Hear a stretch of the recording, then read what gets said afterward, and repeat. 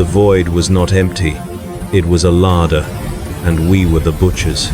My name is Brother Sergeant Carr of the Carcharodons Astra. I stood in the drop bay of the silent requiem, the deck vibrating with a predator's anticipation. My squad, the Void Reapers, were a tableau of impending violence. Brother Vor, a veteran of 3 centuries, had painted his armor in the dried blood of 1,000 worlds, the joints permanently stained crimson. Brother Marco's fingers twitched, his chain axe humming as if it could taste the coming slaughter, and Brother Shrike stood apart, his helm modified with additional sensor arrays that gave him the visage of an ancient Terran shark. We had been too long in the void. The hunger was a living thing in our bellies, a cold, coiling serpent that whispered of hot blood and cracking bone. The mission briefing was a lie. Pacification of Vorinth Secundus. We knew the truth. This was a feeding. The drop pod's launch was a physical blow, a violent ejection into the fire-streaked sky of a doomed world. The impact slammed us into the rockreat of a Hive City Manufactorum district. The doors blew out. Chaos, smoke, sirens, the panicked screams of the unprepared. PDF las fire pinged harmlessly off our grey ceramite. It was the buzzing of insects. Forward, I voxed, my voice a gravelly distortion. No quarter. The slaughter began. It was not a battle. It was a harvest. My bolt pistol barked, and a soldier ceased to be a man, becoming a red mist and scattered meat. My chainsword, Tooth of the Void, screamed as it chewed through a barricade and the 2 men behind it. The hunger in me purred with each life taken, a temporary, fleeting satisfaction. But my brothers, they were losing themselves. Brother Vor gave himself to the hunger completely. He discarded his bolter and charged a heavy weapons team. Las beams seared his shoulder plate. Solid rounds flattened against his chest. He did not slow. He reached the first gunner, and his powered gauntlets closed around the man's head and shoulder. There was a wet, popping crunch, and the body came apart in his hands. He did not stop to kill the other. He simply backhanded him, and the man's torso exploded against the hive wall. Vor, discipline, I roared over the vox. His only response was a bestial growl as he plunged his hands into another cluster of PDF, tearing and rending. To my left, Brother Mako was herding civilians. He could have gunned them down. Instead, he corralled them into a dead-end alley, his movements a stalking, predatory dance. He was savoring their terror, letting it build to a crescendo before he waded in, his chain axe not just killing, but dismantling. Then the Lehman Russ battle tank arrived. Its main cannon roared, and the shell detonated 10 meters to my right. The shockwave staggered me. Shrapnel ricocheted off my helm. The hunger, irritated by the interruption, flared white-hot. Tauros, grim, flanking maneuver, I barked. 2 veterans broke off with me. We moved like ghosts through the rubble, a pincer movement born of centuries of hunting together. We came upon the tank from behind. Brother Tauros placed melter charges on its vulnerable rear armor. The detonation was a contained, sun-bright flash.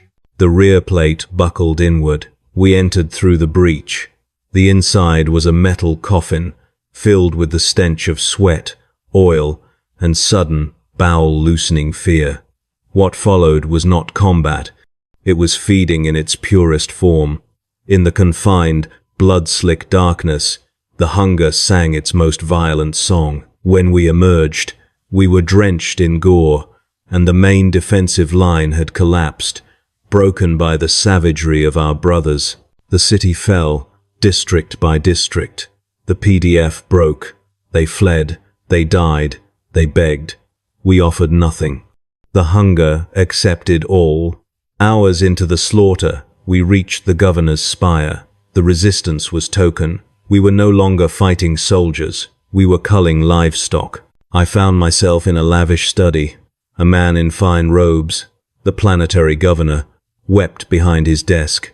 He offered wealth, power, secrets. His words were meaningless noise. I raised my bolt pistol. A single shot. A clean kill. Another mark for my armor. Then, a sound. A soft, shuddering breath from behind a bookcase. I moved it aside. A panic room. Inside, a woman shielded a child with her body. She did not beg. She did not scream. She looked at me, her eyes the color of forgotten oceans, and in them was a defiant, terrifying courage. It was a look that had no place here, in this charnel house. My targeting reticule settled on her forehead. My finger tightened on the trigger. The hunger demanded it. The chapter demanded it. But in that split second, a memory, jagged and alien, stabbed into my mind. A lullaby. A woman's face, blurred by time but warm. The feeling of safety. A ghost of the boy I was before the apothecaries carved him into a weapon. I hesitated. The hunger screamed in protest. A psychic shriek of denial. But for one heartbeat, something else was louder. I lowered the pistol. I replaced the bookcase. I turned my back on my duty, my nature, my chapter. I had shown mercy. And in the eyes of the Carcharodons, that was the ultimate heresy. The return to the silent requiem was somber. The hunger, sated for now, was a sleeping leviathan in our guts. But my moment of weakness had created a crack, and through it, doubt seeped. Then the alarms blared. An inquisitorial vessel, the Emperor's judgment, blocked our path. They knew. They spoke of heresy, of witnesses, of a grey giant who had spared a woman and a child. Chapter Master Tiberos, the Red Wake, summoned me. In his chamber, he was a mountain of scarred ceramite and cold fury. You endangered the chapter. His voice was the grinding of continental plates. You betrayed the hunger. The witnesses will be silenced. You will lead the boarding party. You will kill them, or you will die proving you tried. The boarding action was a nightmare of a different kind. This was not the wild hunt of a prey world. This was a surgical strike against the Imperium's best. Inquisitorial stormtroopers in carapace armor met us with disciplined hellgun fire. The corridors of the Emperor's judgment became a charnel house. We fought with a desperation born of exposure. Brother Marco was cut down by a plasma gun, his chest a crater of molten ceramite. Brother Vor, lost to the hunger, charged a fortified position and was pinned by concentrated fire, his body riddled with holes until he stopped moving. We finally breached the Inquisitor's sanctum. There he stood, in ornate power armor, a force sword blazing, and behind him, the woman and the child. Abominations, the Inquisitor spat. The Emperor's light will purge you. He was skilled. His force sword sheared through Brother Shrike's leg at the thigh, but we were a pack, and he was alone. I feinted left, and as he parried, my chainsword bit deep into his side. The power field failed, and Tooth of the Void chewed through armor, flesh, and spine. He fell, his judgment extinguished. I turned. The woman stared at me, the child trembling behind her.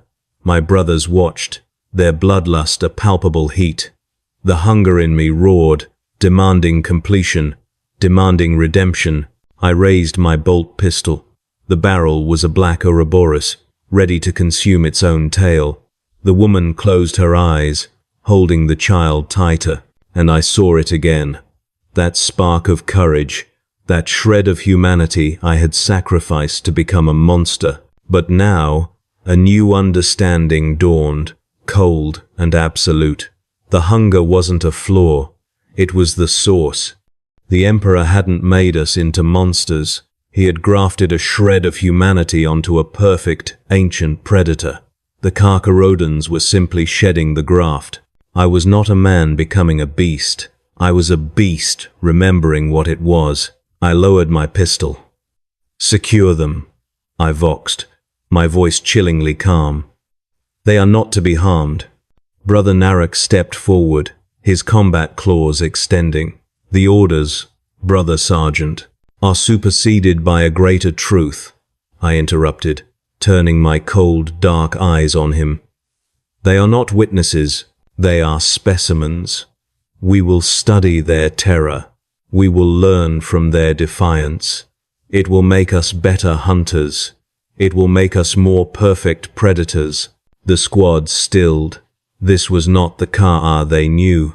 This was something colder, something that saw a galaxy of prey, not a universe of enemies.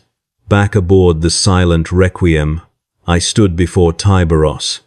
I did not kneel. I did not bow. He looked at me, his massive Terminator armor silent.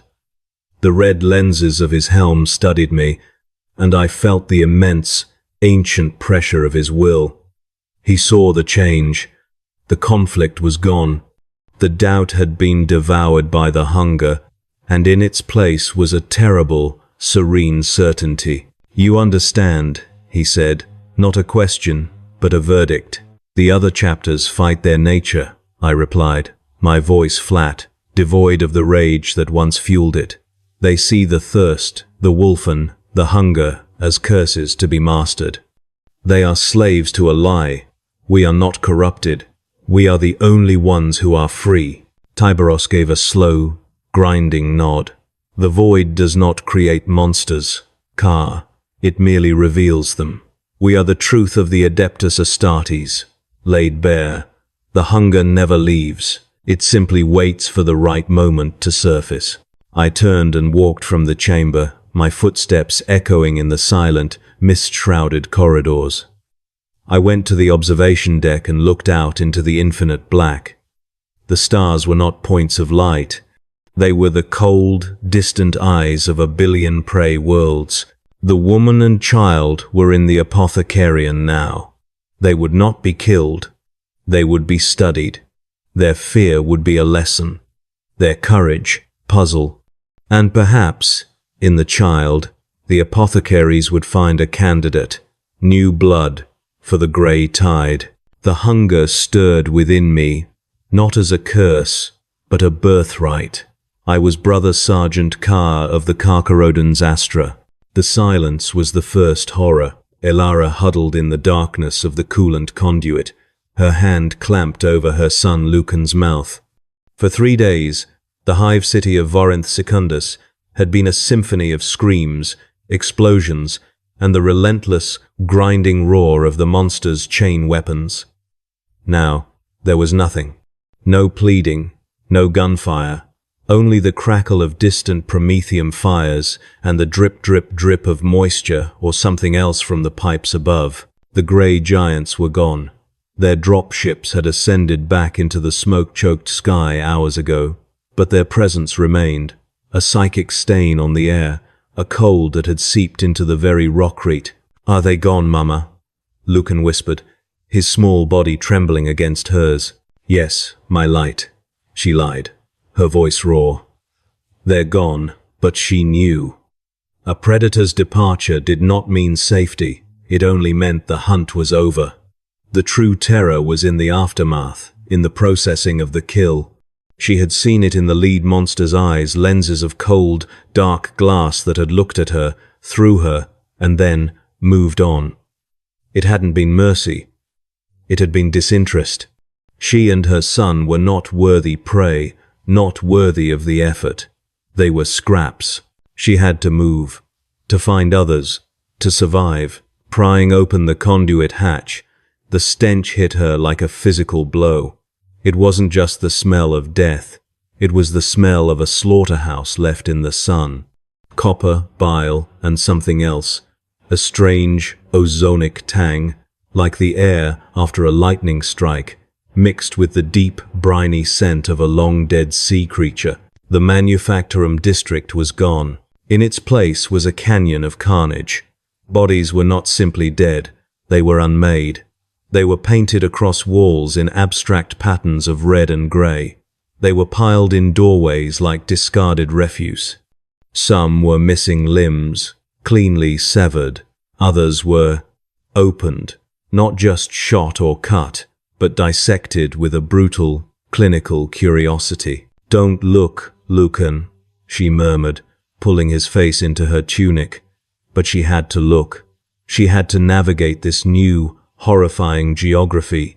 They found other survivors. A handful of PDF troopers, their uniforms torn, their eyes hollow.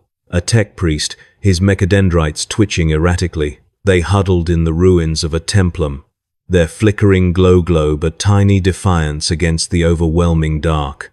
"The Emperor protects," one trooper muttered, clutching a lasgun with no power pack. Elara said nothing. The Emperor had not protected Vorinth Secundus. He had sent his darkest angels instead. The leader of the troopers, a sergeant named Valen, pointed a shaking finger towards the governor's spire. "Comms are dead. But if anyone has a working astropath, it's there. It's our only hope of signaling the Imperium." The journey was a trek through hell. The horrors were not just in the sights, but in the sounds and the smells. They passed a hab block, where the only sound was a low, wet, clicking noise, like giant insects feeding. The briny, ozonic stench was stronger there, and they hurried on, not daring to investigate. Then, Lucan stopped, his small body rigid. "Mama," he whispered, his voice trembling with a new kind of fear. "I can taste it." Elara knelt. "Taste what?" "My light, the metal, the salt, in my mouth." A cold dread seized her. She could taste it too, a faint, metallic tang on the air, like blood and ozone. It was the scent she now associated with the grey giants. It was the scent of them, the tech priest's optical lens word. Biochemical residue, aerosolized pheromones, a marking scent. They have marked this place. They weren't just survivors in a dead city. They were mice in a terrarium, and the scent of the snake was still in the air. They reached the base of the spire. The grand doors were sundered, not blown open, but torn apart by unimaginable force. Inside, the marble floors were slick with a film of congealed blood and that same, strange, briny fluid. It was in the main foyer that they found the source of the clicking sound. A PDF soldier, or what was left of one, was crouched over a body. His movements were jerky, unnatural. His head twitched, and a low, wet click emanated from his throat.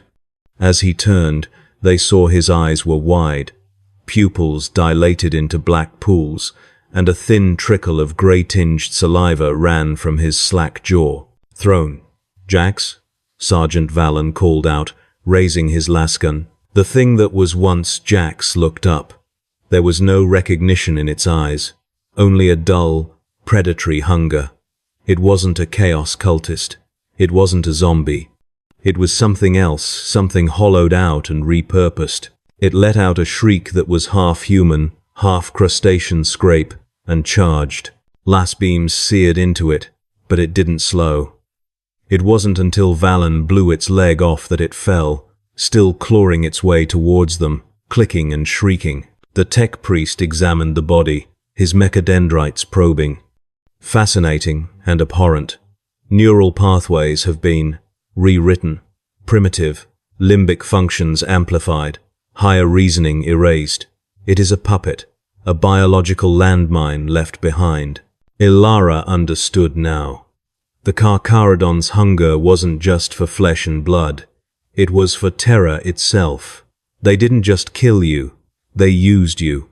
They left behind a poisoned legacy, turning the dead and the dying into new weapons, into a final, lingering horror to cleanse any who followed. The mercy the grey giant showed her wasn't disinterest.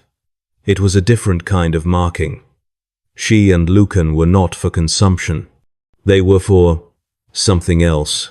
Fighting their way up the spire, they encountered more of the clickers. Some were slow and shambling, others, newly transformed, moved with a feral, shocking speed. The survivors died one by one, pulled down by their former comrades, their screams cut short only to be replaced by that awful, hungry clicking. Finally, only Elara, Lucan, and the tech priest reached the astropathic choir chamber. The scene inside froze the blood in their veins. The astropaths were not dead. They were suspended in a web of glistening, fibrous tendrils that grew from the walls and floor, pulsing with a faint, sickly light. Their faces were contorted in silent, eternal screams. Their minds, once tuned to the Emperor's light, were now broadcasting a new signal, a psychic echo of the slaughter, a symphony of terror and hunger, amplified and beamed into the void. And in the center of the room, growing from a massive, pulsating sac, was a single, perfect Carcharodon gene seed organ. It was being nurtured, fed by the stolen psychic anguish of the astropaths. This was the true purpose of the attack, not just to feed, but to propagate, to plant a seed in the fertile ground of a world's death throes. "Ah, nursery," the tech priest stammered, his faith in logic shattered. "They are not just predators. They are a parasite, a cancer." The giant who spared her hadn't just let her go. He had allowed her to reach this point, to see this, to carry the truth of it. She was a messenger, a survivor meant to spread a different kind of terror, not of being eaten, but of being used. A shadow fell over the doorway. Sergeant Vallon stood there, but his eyes were now the same black, dilated pools. A low click gurgled in his throat. The scent of ozone and salt was overwhelming. The tech priest stepped in front of Elara, his mechadendrites sparking. "Run!" Elara didn't hesitate. She grabbed Lucan and fled. The sounds of the tech priest's final struggle and the clicker's shrieks echoing behind her. She didn't stop until she found a forgotten service lift, riding it down into the deepest, darkest underhive. Weeks later, a rogue trader vessel, investigating the silent world, found her. She was half mad, hiding in the rusted bowels of the hive. Lucan clutched to her side. They were the only two left. The ship's medici treated their wounds and their malnutrition. The interrogators debriefed her for 100 hours. She told them everything. The grey giants, the slaughter, the clickers, the psychic nursery in the spire. They listened, their faces grim. They believed her. As the ship prepared to leave the Vorinth system, the captain approached her. "You are safe now, citizen. The Ordo Xenos has been alerted. This abomination will be purged." Elara looked out the viewport at the receding, brown-stained world that was once her home. She could still taste the metal and the salt. "You don't understand," she said, her voice a hollow whisper. "Purging the world doesn't matter. They weren't just killing. They were farming. And they wanted me to see it. They wanted me to tell you." She turned to the captain, her eyes holding the same defiant terror they had when she faced the grey giant. "The horror isn't that they exist. The horror is what they are trying to grow. And my son and I, we are the proof that their harvest was successful." She pulled Lucan closer. "The question isn't if they will come for another world. The question is, what will they plant in us?" The star of Ultramar was a bastion of imperial order, its gleaming corridors and humming machinery a stark contrast to the organic decay of Vorinth Secundus. For Elara and Lucan, it was a gilded cage. They were not passengers, they were specimens. They were placed in a quarantined Medicae suite, its white walls too bright, the air too clean, scrubbed of everything but the antiseptic sting that could not erase the phantom scent of salt and ozone. Interrogators and biologists magi came in shifts, their questions precise, their probes colder than the void. "Describe the biochemical residue again. The clicking, was it rhythmic or arrhythmic? Did you observe any form of spore or egg sac?" Elara answered, her voice a monotone. She was a data slate, reciting the end of her world. But Lucan had stopped speaking altogether. He would sit on his bunk, knees drawn to his chest, staring at the wall. Sometimes his small fingers would twitch, tracing patterns only he could see. Sometimes he would make a soft, wet click in the back of his throat. The ship's head medicae, a stern woman named Dr. Valerius, assured Ilara it was trauma. The mind shatters to protect itself. We will make him whole. But Ilara knew. This was not a fracture. This was an imprint. The grey giants had not just left a psychic stain on their world. They had left a fingerprint on her son's soul. The nightmares began on the third week. Not for Lucan, but for the crew. A ratings officer was found in the lower decks, his throat torn out. The ship's security declared it a gang fight, but the scene was wrong. There was too much blood, sprayed too high, and the scent, reported by the first responders, a faint, coppery tang, like the sea. Then, a junior tech priest, assigned to analyze the scrapings from Ilara's boots, was discovered in his lab. He had used his own servo arm to methodically dismantle his body, his face frozen in a rictus of ecstatic terror. Scratched into the metal of his workbench was a single, looping symbol that matched the patterns Lucan drew in the air. Dr. Valerius increased their sedatives. The interrogator's questions grew more urgent. "What did they do to you?" one demanded, his composure cracking. "Is it a pathogen? A mimetic virus?" Ilara looked at him, her eyes hollow. "It's not a disease, it's an echo. And it's learning." That night, Lucan awoke screaming. Not a child's cry of fear, but a raw, guttural sound of all-consuming hunger. When the medicae orderlies rushed in, he was crouched on his bed, his eyes wide and black, his teeth bared. For a moment, he was not a boy. He was a predator in a child's skin. The orderlies subdued him with a powerful neurosedative. As he slumped into unconsciousness, Ilara heard it a whisper. So faint it might have been the ship's systems, yet it seemed to coil directly into her mind. Empty. So empty. Feed. The Carcharodons were gone, but their hunger had hitched a ride. The Star of Ultramar went to battle stations. The source of the contamination was traced to their quarantined sector. Vox speakers blared. Containment breach. Biohazard level, Sigma. But it was too late. The echo wasn't just a psychic signal. It was a primitive, predatory consciousness, a symbiote that fed on fear and replicated through extreme trauma. It had been dormant, studying its new environment. Now, it was activating its hosts. A sanitation servitor, its mind a blank slate, suddenly turned on a work crew, its heavy-duty arms crushing skulls with mechanical efficiency. A group of ratings, their nerves frayed by the mounting fear, turned on each other with wrenches and welding torches, their fight devolving into a cannibalistic frenzy. They were not becoming Carcharodons. They were becoming crude, broken facsimiles. The clickers. The ship was becoming Vorinth Secundus in miniature. Dr. Valerius, her face ashen, finally understood. She pulled Ilara aside in the chaos. "It's in him, isn't it? The boy. He's the carrier. He's my son." Ilara snarled, a feral protectiveness rising in her. "He's a nexus," Valerius countered. "The symbiote is using his latent psychic connection to you, to everyone he's near, to amplify itself. It's using a child's love and a mother's grief as a transmission vector." The horror crystallized. The grey giant's mercy was the most calculated cruelty of all. He hadn't just let them live to tell the tale. He had chosen Lucan as the perfect vessel, a young, impressionable, potentially psychic mind to serve as a living seed, a breeding ground for the hunger in the heart of the Imperium.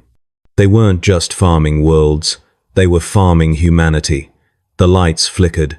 The screams in the corridors grew closer. The scent of salt and iron was now unmistakable, pumping through the ship's ventilation. Lucan began to convulse on the medicae cot.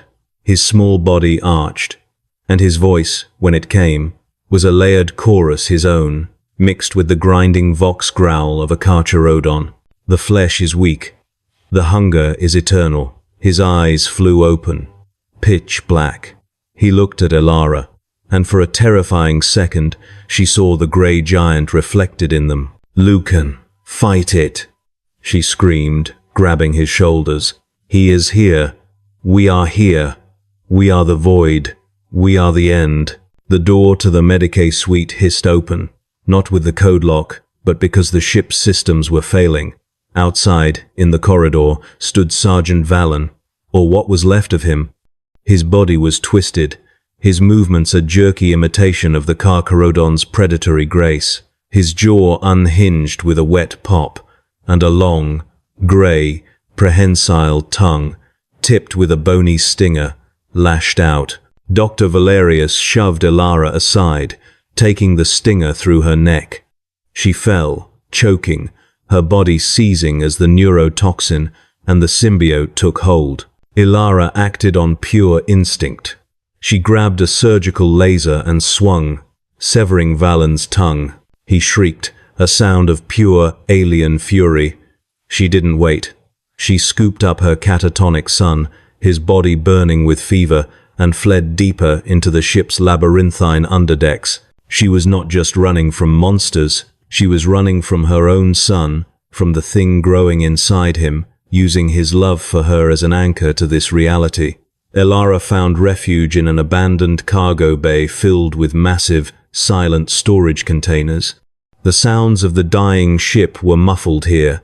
She laid Lucan down on a crate. His breathing was ragged, his skin slick with a cold, grey sweat. The voice that came from his lips was weaker now, but no less terrifying.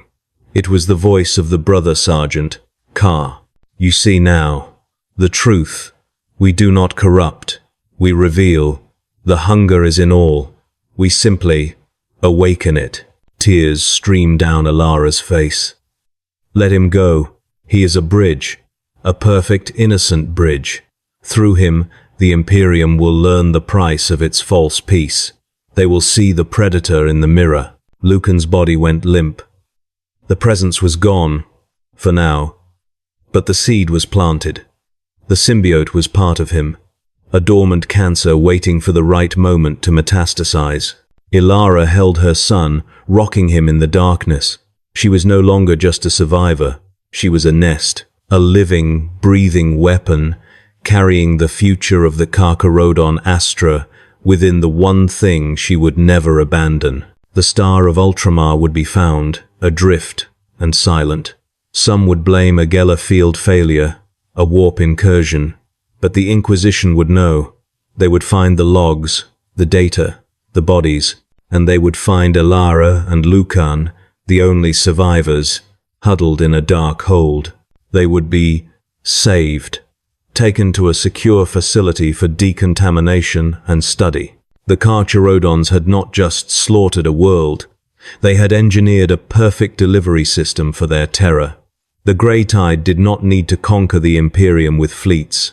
They could now spread through it like a virus, carried in the hearts of the very people the Imperium sought to protect. The hunger never leaves, it simply finds a new host, and the next harvest would be from within. The black ship of the Ordo Malleus was a fortress of silence and sorrow.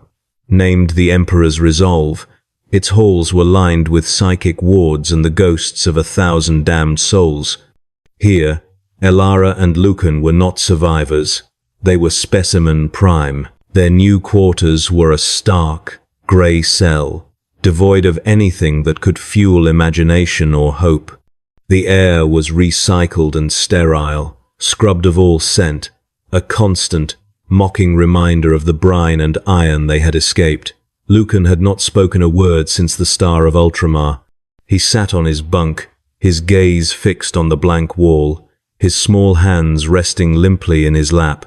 The inquisitorial psychers and biologist magi had subjected him to a battery of tests, their cold, clinical curiosity, a new form of torture. "They can find nothing," Elara whispered to the empty room, her voice hoarse from disuse. They look for a daemon, a spore, a genetic marker. They cannot see it because it is not there. It is an absence, a void where my son used to be. The lead inquisitor, a severe man named Kalen, visited her daily. The child is a key, woman, a key to understanding this new threat. His sacrifice will save billions. Elara said nothing. She knew the truth. Lucan was not a key. He was a door, and something was waiting on the other side. Weeks turned into a stagnant month. The tests grew more invasive.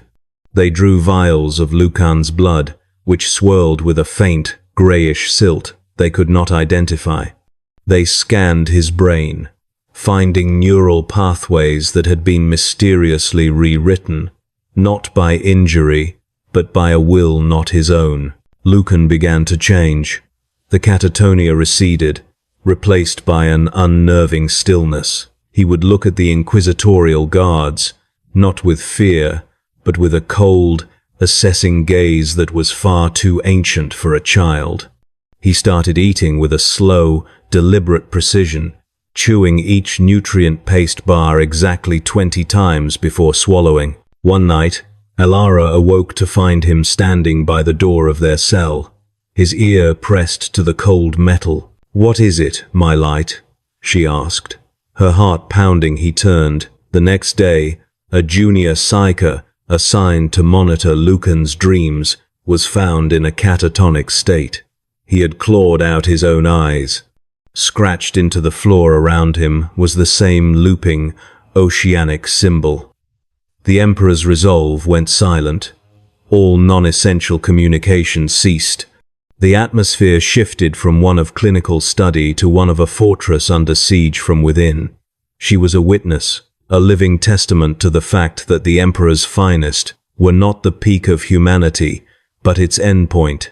And in the silent, sterile halls of her new prison, Elara finally understood the last, terrible truth. The hunger never leaves, it simply finds a new home. Her beautiful boy was now part of the grey tide, swimming forever in the lightless deep, waiting for the day the whole galaxy would finally drown.